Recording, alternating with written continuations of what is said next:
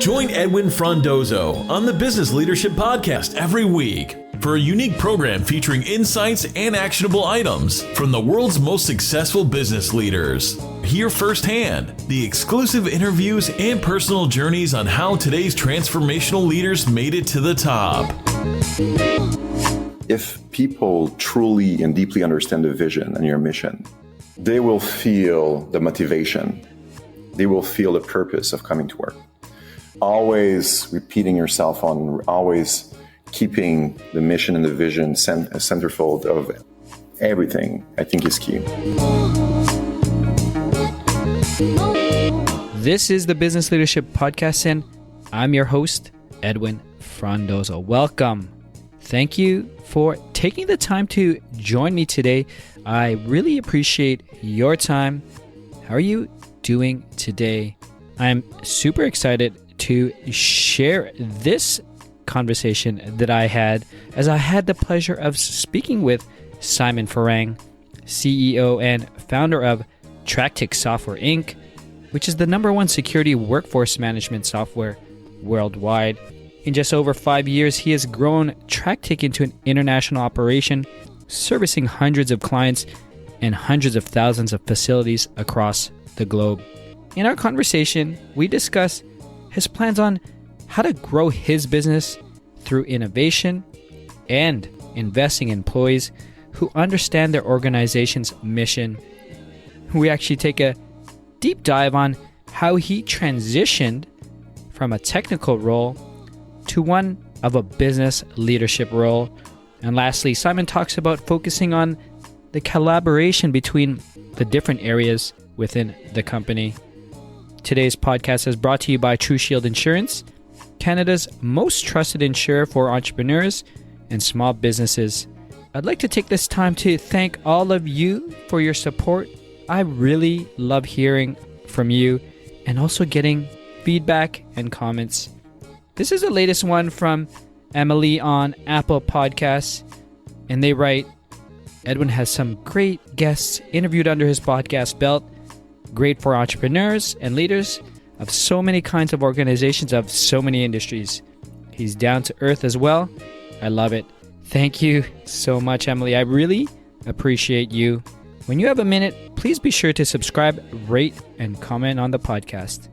But without further ado, here we go. Welcome to the Business Leadership Podcast, Simon. Thank you. Well, happy thank to be you. Here. Oh, I'm super happy, super excited that you took the time to join us today. But Simon, can you start off by introducing yourself to our listeners today? If you could tell us who you are and what you like to do when you're not growing or leading businesses. Great. My name is Simon Ferragne. I'm the CEO of Tractic Software, but I'm also the father of the two young angels, Alexim and Ella. And of course, and also I'm also learning to fly small planes. Little objective I put to myself for, it was a childhood dream, and now I'm, started my classes a few months ago. It's hard with the time, but in a few months I'll be ready to fly my own little plane.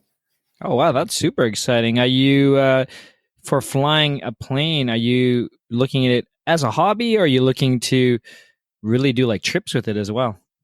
No, as a hobby, but to do trip as well. So, my girlfriend loves to travel, and, travel brought a lot to my life. So be able to take the girlfriend, take the two kids, be able to, fly and go like, hey, let's go have breakfast in Nova Scotia, or let's go have a breakfast in, like in New York. So, that's going to be a pretty nice little, weekend projects that we'll be able to do with the family. Yeah, and unique. Amazing. Well, be sure to let me know. I mean, I'm always looking for a trip. I'm just joking. Simon, can you start by telling us about your company, Tractic? Tell us your current role, some of your responsibilities, and if possible, what are your current goals that you're trying to accomplish over the next, let's say, 6 to 12 months? Great. So Tractic, we're a software company. So our mission is to build better softwares that allow our clients to run smarter businesses. Right now, we're really focused on a vertical market from this physical security industry, and we provide them with an end-to-end solution so they can better run the business. So for us, I think in the next 6 to 12 months, like my personal mission, if you want, across the company, we're still growing, is to really drive the innovation to the next level and bring the business. I don't say we're a startup anymore, we're a scale up. So we want to bring the business to the next phase of growth. That means that you need to have the right people in place. So investing a lot in our employees, be able to, for every employee to understand our mission, to deeply understand our mission, I would say. So that's going to be my next responsibilities in the next 6 to 12 months. Well, I mean, let's talk about that, because I know when I looked at your background, Simon, you come from an engineering background, and I'm also an engineer as well. So I'd love it if you could share maybe some of the difficult decisions or how that transition is for you to maybe get a step away from technology or development or engineering type work, and allows you to grow your business and also become better business leader. Yeah, so I think it's not really a decision, but it's mainly a challenge that I'm still living through. Is as you grow, when you go from 10 to 50 to 100 to 150 employees, you have to evolve in the role of a CEO. So,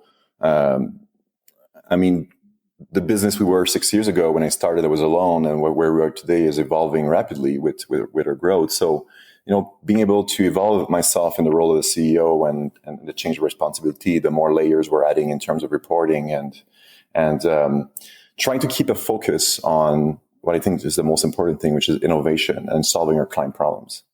So if you look at, I started the business by really listening to our clients' pains, and I was able to quickly produce a solution, get it out there, and work with them until they were like fully satisfied. Mm-hmm. Now there's more layers, but keeping that and that client focus, if you want, and growing the company with that company value of like always solving problems for our clients is always the biggest challenge as we grow. So as you grow a company, you're diluting, if you had, let's say, 25 employees this month, which is a big percentage of our employees, let's say, well, you're diluting the understanding of the mission. You're mm-hmm. diluting the understanding of the vision. You're diluting also the knowledge, the culture, the company values. So always try to bring that up to what it should be is a constant challenge. So of course, understanding that is the first step, and being able to, always go back and, reiterate the mission statement all the time, really make them understand what the outcome should be from what we're doing.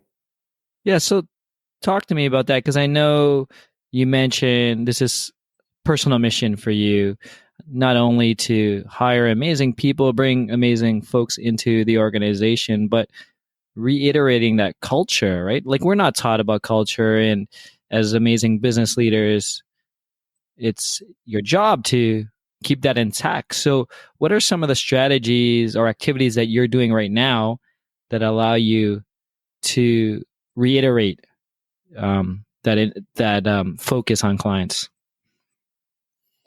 I think from my understanding and what I've seen is that if people truly and deeply understand the vision and your mission, mm-hmm. okay, they will feel the motivation. They will feel the purpose of coming to work. So in the last few months, we relaunched our mission statement. We are doing lunch and learns almost every lunch on different topics, but we're talking and reteaching everybody like what our value proposition is and how our clients benefit from us. So we need to like the culture. When you started, like you say, oh yeah, I'm gonna put a ping pong table, people will have fun, but that's not what it is. For me, the culture also entitles of like wanting to make a difference for our clients, being passionate about what we're doing. So always repeating yourself on, always keeping the mission and the vision centerfold of everything, I think, is key. Of course, from it's I think we want to work hard and play hard, like everybody. So we have many activities that we do across the year. So we just did 2 weeks ago. We invited the entire company at her up north, and when we did a summer chill party with a lake. People were having fun, dancing, singing, and mix them together. As you grow and our office grew, having people speak with the different departments, with peers that they not normally speak to on a regular basis, really helps bring those connections in the company. And I think the culture, the culture also is driven by the people that are in the company. A lot of the times you're going to see, the culture doesn't come from the top. It comes from everywhere. And employees that come in, if they're looking to have a pre-made all-you-can-eat culture, well, they're part of the culture. They made the culture as well. So for us, it's as you grow and the people change, the people that were driving the culture, you always have those culture birds that always drive it. But as you add more people, new type of activities can come in, new groups of people that hang out together are coming. So keeping them as a big family. Every month we have our family reunion where we're not talking about business objective. We're talking about the people, birthdays, announcements. We have a tap program where people can, nominate people that have made a difference in the company. So it's like we do those small award ceremony. So people receive prizes by their peers. So it's a group of multiple things, I think, at this size where we are, that really makes a culture. But I think the most important thing is that culture doesn't start from the top. It starts with the people that are part of the company. That's great. For you, Simon, and you mentioned it as a CEO, changing from 10 employees to 50 to 100, and you're continuing to learn and grow. I'm wondering what do you do, or how do you learn these new skills that you need as the company scales up? I think the key here, and what has been key for me, is really listening to feedback from my peers, the board, people around you. As you're sometimes you feel alone at the top. People report to you. Sometimes they want to filter the information. Sometimes you're going to do something, and then it might have a negative impact on the company itself. So, I believe I've opened communication channels and feedback channels, so people don't feel scared to tell me, "Hey, by the way, I don't think that was right. I think you should bring it this way." So for me, is continually listening to feedbacks from my peers. Getting advice from my board members, which are experienced entrepreneurs, getting feedbacks from our clients as well. So, and understanding the reality of each one of the people in the company. As when you were 10 people, 15 people, you're all in the same room, so you can feel the vibe, you can feel your impact that you have. But as you grow, everybody lives in their own reality, and I believe spending time in every department and looking at what their reality is and what their challenges are, and trying to drive changes to make it better. How often are you checking in or sitting with these different groups now, Simon? I'll be in the last months. I've been mainly sitting with the product team, the solution team, and the development team. Last week I spent more time with also the sales team. So I don't have an official closed door office. I always sit a bit everywhere in the company, unless I have big meetings, board meetings, things like that. I'll use a room, but I make a point to be on the ground with everybody. And so I'm going to go sit down with support a week. I'm going to go sit down with a development team working on a project. I'm going to go sit down a bit with solution, try to help them onboard clients faster. So being part and being present in the different places really helps. I believe people see that you're there and you're actually contributing. You're not just this leader in an office that's not doing anything. Oh, cool. So you actually sit there in the trenches every so often on different parts. But you're not answering support tickets anymore, are you, Simon? I'm not answering support tickets. However, I'm making sure that support is equipped to, and I'm making sure that support has a support of the development and engineering team. Yes. Right. So it's easy for any department in the company to feel that they were working in a silo and then people are not working with them. So making sure that people are working together in the same objective is really, really important, especially when you're growing. No, for sure. And when your company grows, and I'm sure this is something that you've been learning, is identifying people with a knack for leadership. So as you bring in people or assign them with new roles and responsibilities, do you have any advice that you give to people who are going into a leadership position for the first time? I just had a pretty interesting roundtable with other CEOs at Interview Capital event, and that was a big topic right now. Mm-hmm. So managers, like, could be directors, managers, VPs, and all that. So the question always come back is, do you want to grow people internally or bring people in? Everybody seems to say, well, it's so much better to like grow up people that are currently in the business. And what came out of this, and this is something we're actioning on right now, is that when you're growing up somebody into a leadership position, you need to invest in their mentorship. You need to have them coaches. So one of the things I heard that struck me is like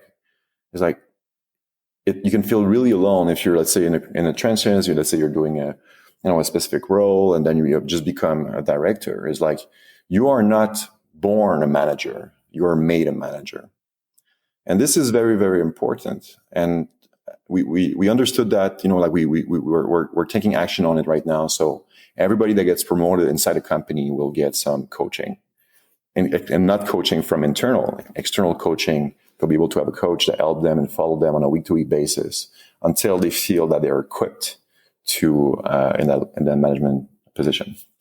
So of course, and what's hard in our stage, I would say, is bring people from the outside, from let's say a mid-management position.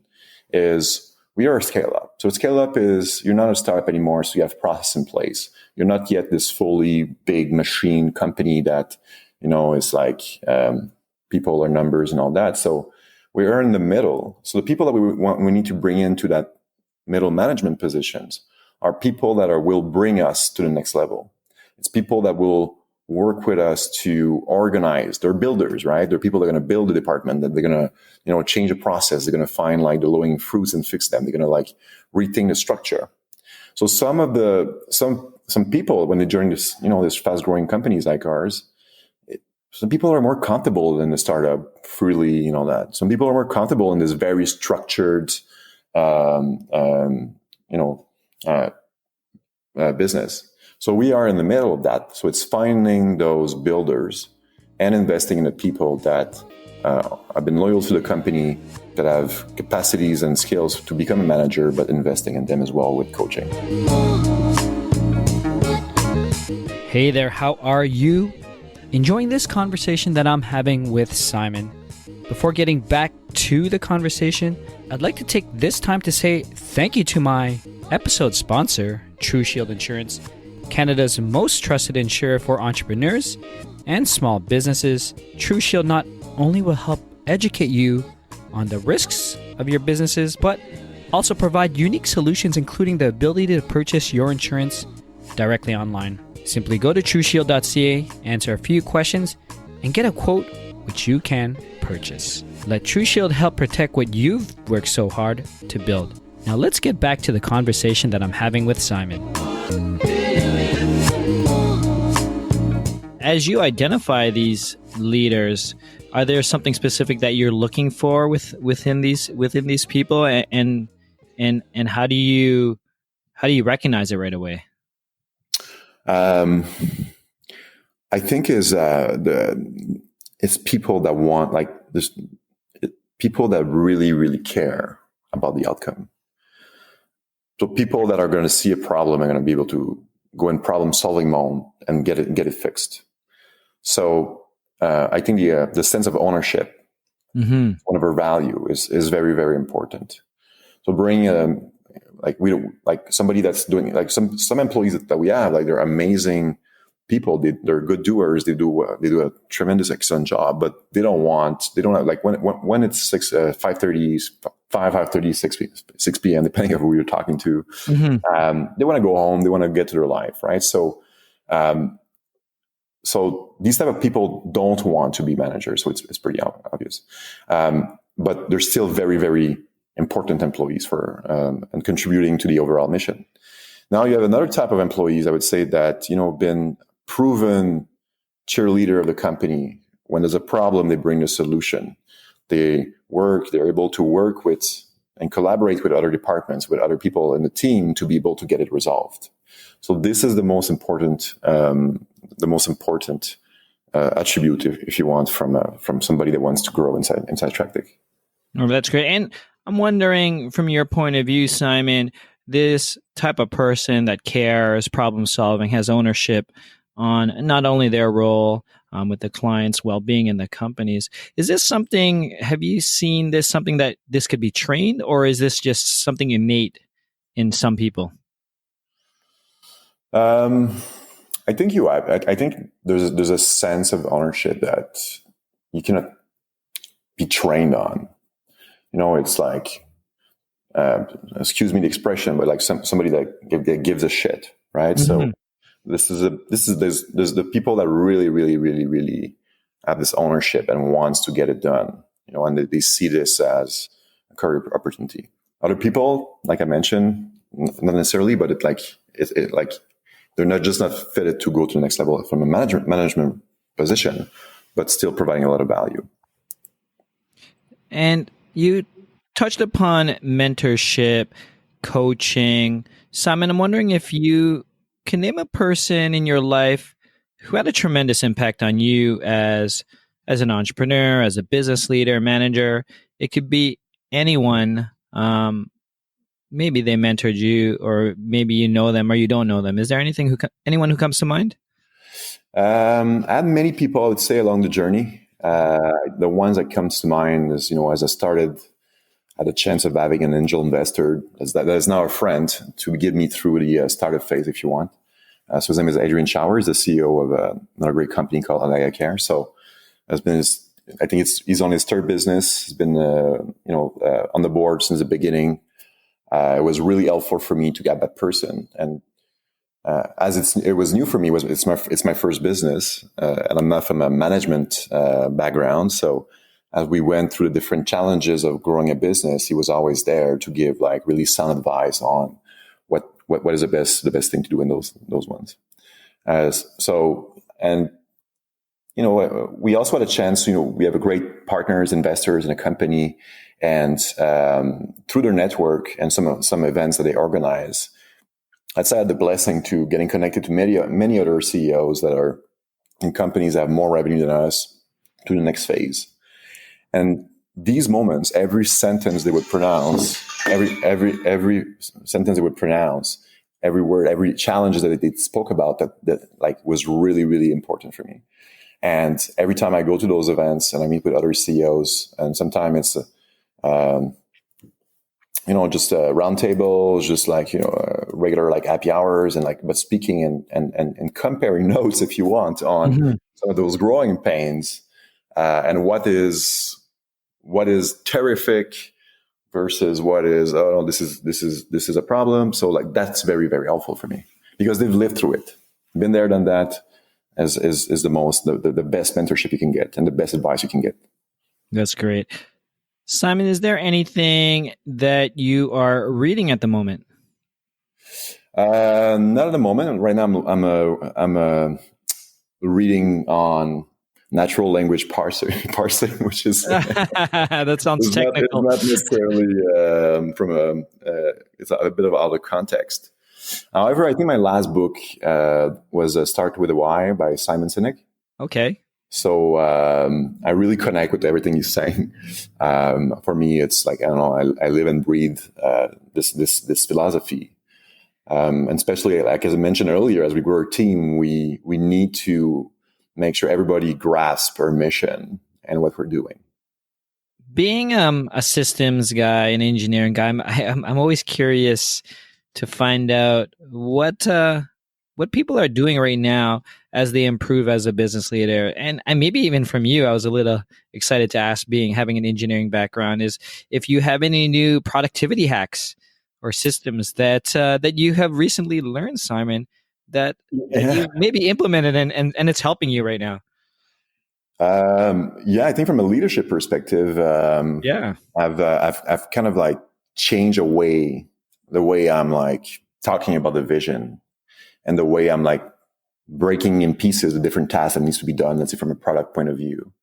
So what I do now is I spend twice as much time focusing on the result and the outcome and the why, that what we need to accomplish. And my thinking around that is that if everyone in the company can project themselves at the finish line of what we're trying to accomplish, they will achieve better results. I like to give the analogy of a puzzle. So it's so much easier when you have the box with the image, right? Yes. So the box is the vision, the pieces are the task. So if people receive pieces of puzzles, but they don't understand what the overall box, what the overall vision is, it's going to be hard for them. But if they clearly see what it's going to look like at the end and what the result's going to be and the value for a client or the value for the business going to be, as they execute those tasks, they always stress test the fact that we have to go there. And that also drives collaboration between different silos that may be created in a company. So for me, that's been a game changer because now I can freely talk about where we want to go. Let's say if we talk from a product perspective, what's going to be the value for a client? What's going to change in our client's life? How it's going to help them run better businesses. And now I focus on the why. And now slowly but slowly, I'm letting people, take full control on the how, as long as we get to the why. So this for me was game changer, and coming from a very hands-on and engineering background, from idea to prototype to go live, and in a week when I was starting to that. So this does a couple things. The first thing it does is that it reduces the number of time waste. So if somebody doesn't understand something and start to do a project, but doesn't understand the overall picture, they will end up going in the wrong direction regardless. So maybe 25%, 30% of their time of the work will be trashed in the toilet. And this is really a demotivation for the employees. But now, with having a clear vision of the outcome from the start, then they always keep the eye, and then you reduce your time waste. That's great. And I just wanted to clarify, because you started off saying that you spend twice as much time now thinking about planning, visualizing the results, and twice as much time as, I'm assuming, the implementation or doing the work or having the meeting, I guess, right? Yeah. So like what I realize is that to scale, to be able to achieve my vision, I need the people. And when you start and you're like I was one engineer for a while, but now like I need the team, but I need a team to focus on the right thing. So spending more time like understanding what we're trying to accomplish, step one. Now, if somebody's not sure on the how, which is step two, the how, well, spending as much time as you want with them to guide them to come to that solution. And then, it seems like more timely to spend more time with the different people. But then after that, you get to the result much faster. So that's been very helpful. So,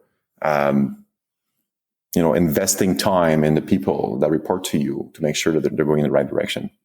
And at the end, what happens is that at one point, like you just, throw the vision out there and then they get it executed. That's great. And I really appreciate you sharing your analogy of the puzzle. That's great. I might actually have to post that on social media and tag you, Simon. That's so awesome. Fun question, Simon. If I were to ask any of your team members, it could be past or present, your colleagues, board members, what's the best leadership quality that you possess? What would they say? I think what's going to come out is probably my passion about solving your client problems. That's, it's pretty much one of our company values a lot. Like most people in the company are very, very passionate people. So that's, I think, is what would come out. That's great. So what else is going on, Simon? Do you have any other, obviously it sounds like you're pretty busy between business, flying planes, and having and having two young kids. But do you have any trying to fly planes, not yet. trying, learning. Yeah. But do you have any other special projects, initiatives, something fun that you're really excited about? Well, we're kind of reinventing our product. I started business like 6 years ago, and you're from a technology background, so you probably know 6 years in technology years like 100 years in dogs years, right? So, yes. So there's the user experience, the new front end designs have evolved so much, and now with all those great reactive and front end framework, you can build like so much better user experience. And of course, with all the machine learning tools available right now, so we're now actually reinventing ourselves and really focusing on 3 value prop of our clients and building great new modules that's going to make a huge difference for our clients. Things like natural query language. This is one of them. So you can ask questions about your data. We collect so much data for our clients, but we need a way to give them better insights. So we're working on a data insight tool that will give them all the answers they need to know to better run their business. We're also looking at everything that's all the manual tasks that you would do in our system or without our system. So we studied every process that this vertical market clients are doing for every role that they have, and now we're going to be focusing on automating some of those processes, try to remove as many human intervention as we can by workflow engines, automation, machine learning, decision matrix. And that's going to impact our clients' bottom line so much. They'll be able to do way more with less. So and I think what our objective is, what the puzzle box is right now is, I want every one of my clients to be able to double their business by keeping the same overhead costs. So let's say you have, 50 admins that manage 400, 500 employees. I want you to go to double of that without having to add more people at the top. So, and now we have a clear path to really optimize the internal process of our clients. And if we can achieve that, our clients are going to love us. And if they love us, sales will go good, the company's going to grow and all that. So, yeah. That's amazing. For me, I'm totally geeked out on that type of stuff as things evolve. And 6 years is light years away when it comes to technology, especially with web technologies. Simon, before we end, I'd love to get maybe some final thoughts from you, observations, ideally some type of actionable items that you can share with the growing business leader who's listening today. I think I would say be humble. This is very important as a leader, as you grow and you go from one phase to the other. Like, nobody's expecting you to be the perfect CEO at every stage. That's right. And I think it would be impossible. So being humble and listening to your peer feedback and creating these layers will allow you to, evolve into the next phase of your role.